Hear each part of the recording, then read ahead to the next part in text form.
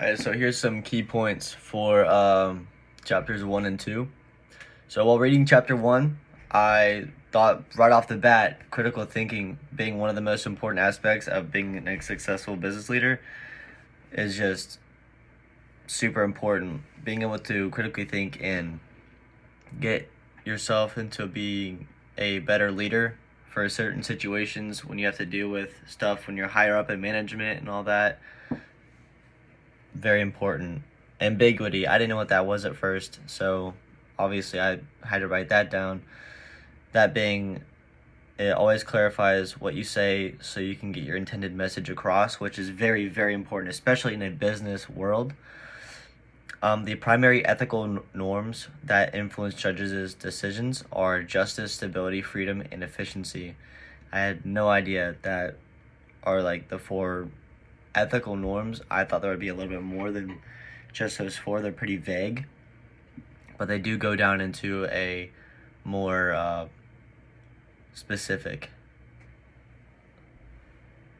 In the search for relevant missing information, it is important not to just say anything that comes to mind, which is very, very important because you don't want to just say something and it not be true, or say something and it just doesn't make any sense whatsoever. You want to have your facts laid out in front of you and you want to be able to get your message across exactly how it was intended to be, going back up to ambiguity.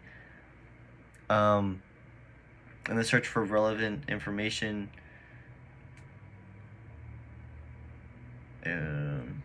response to an issue is a conclusion.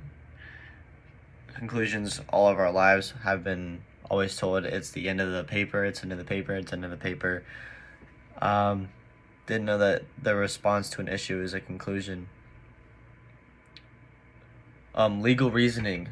The steps in legal reasoning are: what are the facts, what is the issue, what are the reasons and conclusions, what are the relevant rules of law, does the legal argument contain significant ambiguity, what ethical norms are fundamental to the court's reasoning, and how appropriate are the legal analogies. An analogy is a verbal device for transferring meaning for something we understand quite well to something we just discovered and have as yet not understood satisfactorily.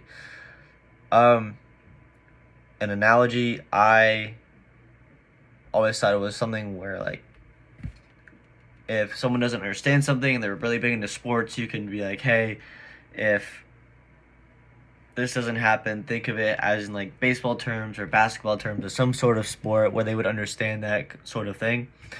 But an analogy in business law is a bit different than that. It comes with talking about past cases or some stuff like that. But moving on to chapter 2, there's a lot from chapter 2 that I took away from legal environment of business. The study of legal reasoning, critical thinking, ethical norms, and schools of ethical thought, study of legal process and present legal system, as well as alternative dispute resolution systems such as private courts, mediation, arbitration, and negotiation. Jurisprudence is the science of philosophy of law, or law in its most generalized form. That really stumped me. I really had to read through that part of the text 5 or 6 times to fully grasp a knowledge of what jurisprudence actually means. Natural law school, source of law is absolute, nature, God, or reason. Positivist school, source of law is the sovereign. Sociological school, source of law is contemporary community opinion and customs. American realist school, critical legal studies school, feminist school, law and economics school.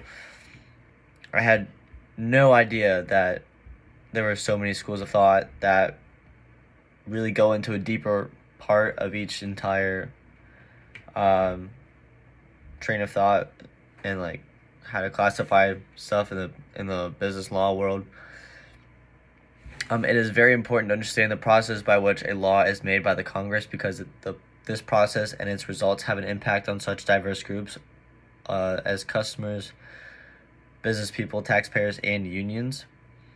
Civil law is a governing litigation between two private parties.